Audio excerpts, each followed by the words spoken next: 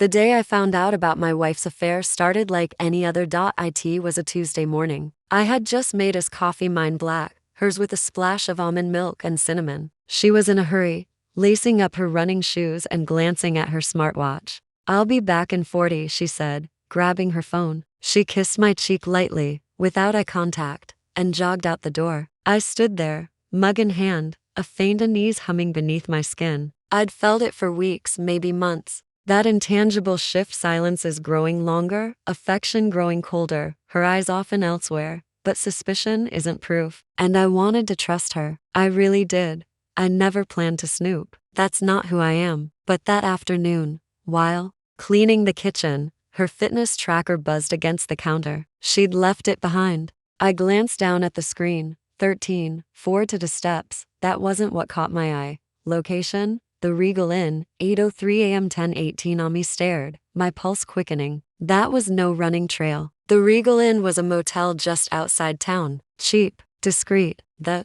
kind of place you didn't stay unless you had something to hide. I shouldn't have opened her account, but I did. I logged into the tracker app from my laptop, my hands shaking as I followed the GPS breadcrumb trail from that morning. She'd driven straight there after leaving the house, and she stayed for over 2 hours. I didn't confront her. That night, I couldn't. I watched her as she stirred pasta at the stove, smiling when I walked in like nothing had happened. I nodded, sat at the table, ate the food, swallowed every word screaming in my throat. That night, while she slept, I dug deeper. Hotel records, email confirmations. I even found photos, selfies she'd taken during her runs, wearing the same gym clothes, but the metadata showed time stamps from inside the motel. It was undeniable. She wasn't just cheating, she was building a whole separate life, and I had been completely blind to it. The next morning, I asked her softly, "Did you go for a run yesterday?" She froze, mid-sip of her coffee. "Yeah,"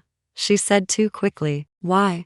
I nodded. Then I stood up and handed her a printout. The hotel bill, room 207, one guest, her name on the reservation. She stared at it, her face draining of color. "I can explain," she began, but I didn't want an explanation. I wanted the truth, and the truth was already clear. The divorce was filed within a week. There were no children, no long court battle, just paperwork and silence. She cried once, in the lawyer's office. She begged for a second chance, said it was a mistake, a moment of weakness, that she never stopped loving me.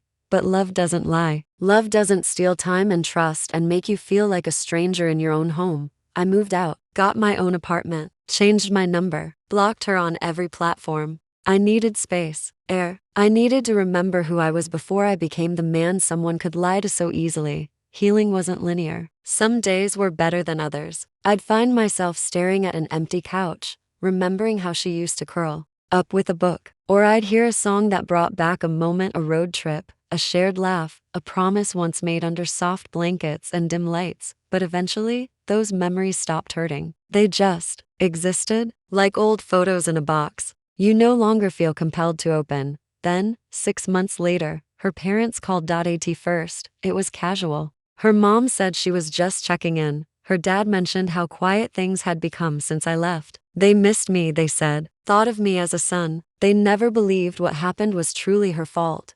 I wanted to scream, to ask them how they could defend what she'd done, but I held back. "I appreciate the call," I said, "but I've moved on." That should have been the end. But then came the dinner invitation. Her parents said they wanted to celebrate her father's retirement. It was going to be a small, family-only event. "You were part of our family for 8 years, her mom said, voice trembling. "It would mean a lot to us if you came." I hesitated. Against my better judgment, I agreed. I showed up in a pressed shirt and brought a bottle of wine. I expected a polite dinner, maybe some awkward small talk. What I didn't expect was to walk in and see her, my ex-wife, seated at the table, dressed in the soft blue blouse I once bought her on our trip to Charleston. She looked up, smiled. "Hi," she said gently. "I'm glad you came."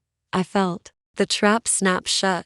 The dinner was a performance. Her father toasted to second chances and her mother kept glancing between us like a director waiting for the scene to unfold. They spoke of forgiveness, of moving on, of how love always finds a way back. I sat there, stunned, watching them rewrite our pain into a story with a happy ending they could stomach, and maybe once, I would have played along. For there sake, for hers. But I'd come too far. After dessert, as the conversation drifted to memories and laughter, I stood. I need to say something, I began, clearing my throat. The room quieted. I'm grateful for the years I spent with your daughter. I'm grateful for the way you welcomed me into your family. But the chapter we had, me and her, it's over. Not because I stopped loving her, but because she chose something else. And I chose myself. Her mother opened her mouth, but I held up a hand. I came tonight to be kind, but I won't be manipulated into carrying someone else's guilt. I've spent months rebuilding the man I lost in that marriage, and I won't trade my peace for anyone's comfort. I turned to my ex-wife. She looked pale, eyes glossy. She said nothing. I nodded once. Take care. And I walked out, into the night, into my life. There was no applause, no dramatic music, just the steady beat of my heart, quiet and strong, reminding me that sometimes the bravest thing a man can do is leave the past behind, no matter how much of his soul he left there. Because self-respect isn't something you find in someone else's forgiveness. It's something you reclaim when you finally decide that you are enough.